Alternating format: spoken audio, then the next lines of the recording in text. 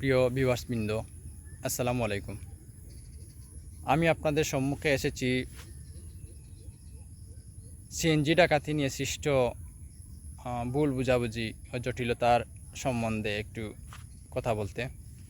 আপনারা সকলেই জানেন, গতকাল রাত্রে বরজান চা বাগানে একটি সিএনজি ছিনতাইকালে এক ডাকাতকে ধরে উত্তম মধ্যম দিয়ে পুলিশে সুপর্দ করেছে স্থানীয় এলাকাবাসী এবং গুরুতর আহত অবস্থায় ড্রাইভার ও সিএনজির মালিক আল মাসুদ্দিনকে আমরা ওসমানী হাসপাতালে নিয়ে চিকিৎসা দিয়েছি। সে এখন নিরাপদে আছে, সুস্থ স্বাভাবিক, মোটামুটি শঙ্কামুক্ত আছে। তাকে রিলিজ দিয়ে দিয়েছে ডাক্তাররা। সে এখন তার বাড়িতে আছে। ডাকাতকে মামলা দিয়ে কোর্টে প্রেরণ করে দিয়েছে এয়ারপোর্ট থানা পুলিশ। আমি এখানে কথা বলতে আসলাম এই জন্য যে আমার অসংখ্য শুভাকাঙ্ক্ষী, আত্মীয় স্বজন আমার মেসেঞ্জারে, ব্যক্তিগত মোবাইল ফোনে, হোয়াটসঅ্যাপ, ইমো এসবে ফোন দিয়ে ঘটনার আদ্যপান্ত জানতে যাচ্ছেন। এদের মধ্যে অনেকেই মনে করেছেন যে ডাকাতরা হয়তো বা আমার বাড়িতে আক্রমণ করেছে।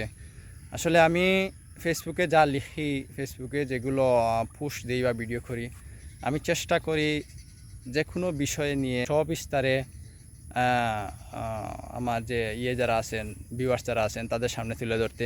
এই ব্যাপারটা নিয়ে আমি আসলে ওইভাবে লিখতে পারি নাই। আসলে যখন ডাকাতির সংবাদটা শুনি তখন সাথে সাথে ওখানে দৌড়ে যাই। ওকে নিয়ে মেডিকেল, হাসপাতাল, আপনার পুলিশ, থানা এসব ম্যানেজ করতে করতে আমার রাত পার হয়ে যায়। সকালে 6:30টার দিকে আমি এসে ঘুমিয়েছি।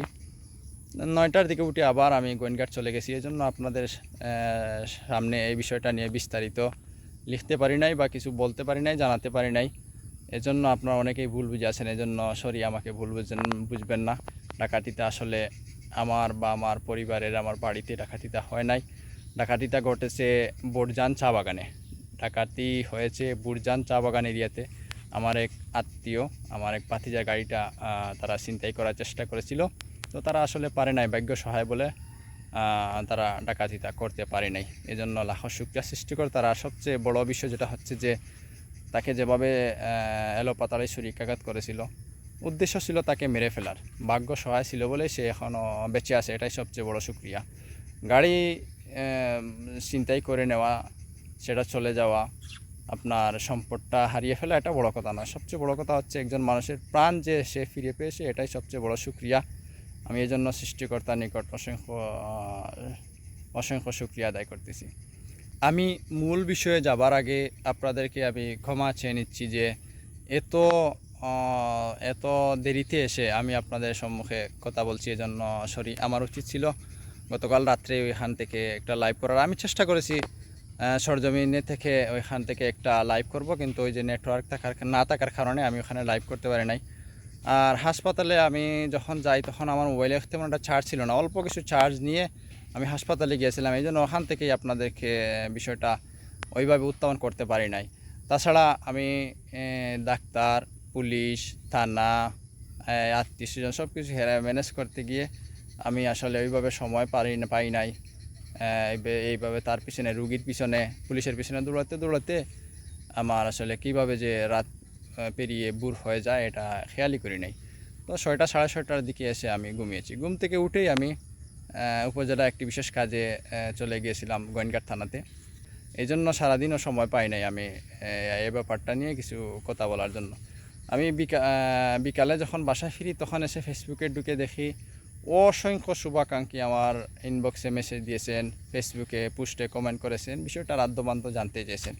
বিশেষ করে আমার কোনো ক্ষয়ক্ষতি হয়েছে কি না এসব বিষয় নিয়ে অনেকেই জানতে চাইছেন। আমার ব্যক্তিগত ফোনে অসংখ্য গুণগ্রাহী মানুষ, অসংখ্য আত্মীয়স্বজন ফোন দিয়েছেন, জানতে চেয়েছেন বিষয়টি নিয়ে।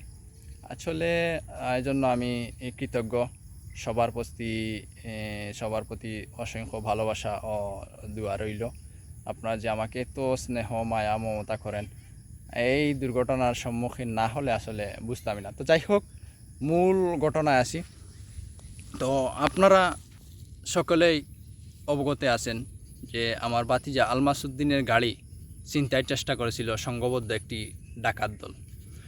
ঘটনার সূত্রপাত যেভাবে আমি বলি, গতকাল রাত্রে প্রায় 11টার দিকে আলমাসুদ্দিন খাদিম চৌমুহনী থেকে দারাবাজারের উদ্দেশ্যে 3জন প্যাসেঞ্জার, একজন তন্মধ্যে একজন মহিলা ছিল, 3জন প্যাসেঞ্জারকে নিয়ে দারাবাজারের উদ্দেশ্যে খাদিম চৌমুহনী থেকে গাড়িটি ছেড়ে আছে।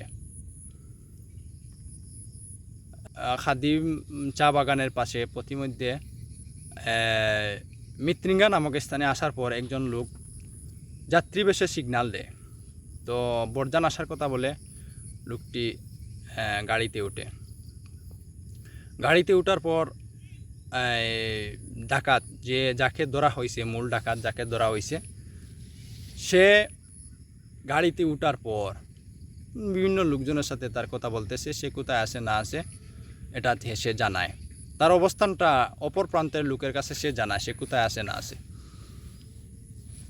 বুরজান আসার পর, বুরজান ম্যানেজার্স বাংলোতে আসার পর, বুরজান চা বাগান আসার পর, ম্যানেজার্স বাংলোতে আসার পর গাড়ির সামনে 2জন লোক গতিরোধ করে দাঁড়ায়। ড্রাইভার আলমাসুদ্দিন বিষয়টি টের পেয়ে যায়। অপরিচিত 2জন মানুষ যখন গাড়ির সামনে গতিরোধ করার চেষ্টা করে, তখন সে বুঝে এই বিষয়টি টের পেয়ে সে ওদের যে সিগনালে সেড়া না দিয়ে সে চেষ্টা করছিল ওদের অ্যাভয়েড করে চলে আসতে। গাড়িতে থাকা ছদ্মবেশী ডাকাত যখন বুঝতে পারে যে আলমাসুদ্দিন গাড়িটি থামাচ্ছে না, তখনই তার পকেট থেকে ছুরি বের করে এলোপাতাড়ি কুপাতে থাকে। আলমাসুদ্দিন গাড়িটি থামিয়ে তৎক্ষণাৎ গাড়িটি থামালেও সে আর জ্ঞান থাকেনি, তার অজ্ঞান হয়ে অচেতন অবস্থায় সেখানে পড়ে থাকে। যখন অবস্থা বেগতিক দেখেছে আর গাড়িতে থাকা অপর যাত্রীরা যখন চিৎকার চেঁচামেচি শুরু করেছে, তখন ওরা পালিয়ে যেতে সক্ষম হয়। পালানোর সময় ম্যানেজার্স বাংলোতে ছিল 2জন নৈশ প্রহরী। গাড়িতে থাকা যাত্রীদের চিৎকার চেঁচামেচি শুনে ওই 2জন নৈশ প্রহরী এগিয়ে আসলে গাড়িতে থাকা অপর 2 যাত্রী, 2জন নৈশ প্রহরী, আরও 2-3জন লোক ওইখানে বসে করতেছিল, যে মোবাইল ব্রাউজিং করতেছিল।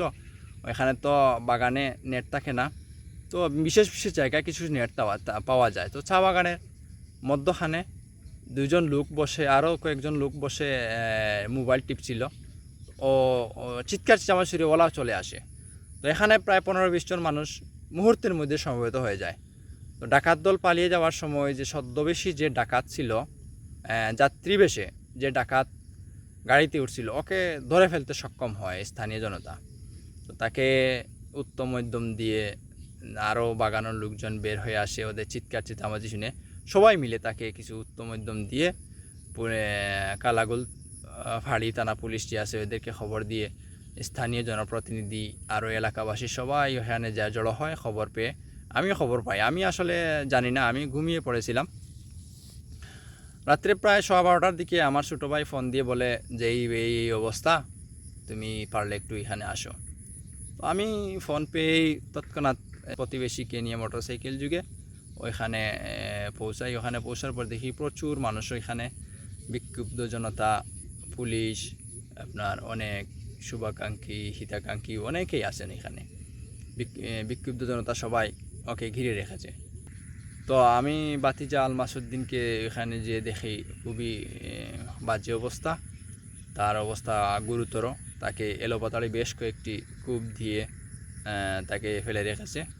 তো পুলিশ যখন পুলিশ আসার পর মেডিকেলে ওকে নেওয়ার ব্যবস্থা করে। আর ডাকাত যে ছদ্মবেশী যে ডাকাত ছিল, যে যাত্রীবেশী যে ডাকাত ছিল, তাকে তো ধরে উত্তম দিয়ে ফেলে রেখেছে জনতা।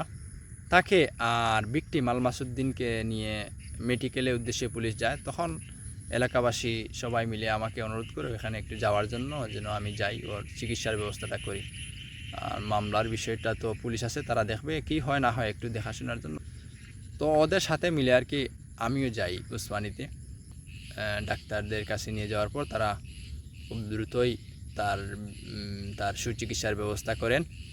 পুলিশ আমাদেরকে ওইখানে চিকিৎসাধীন অবস্থায় রেখে তারা ভিকটিম ডাকাত যে দলের যে সদস্য ছিল, তাকে ওইখানে সাময়িক ট্রিটমেন্ট দিয়ে তাকে নিয়ে ফাঁড়িতে চলে যায়। আমরাও প্রায় মেডিকেল থেকে বের হতে হতে ফজর আজান পড়ে যায়, ফজর আজান হয়ে যায় আর কি। মেডিকেল থেকে বের হতে হতে ফজর আজান হয়ে যায়। বাসায় এসে প্রায় 6:30টার দিকে আমি ঘুমিয়েছি। তো এই হলো অবস্থা আর কি।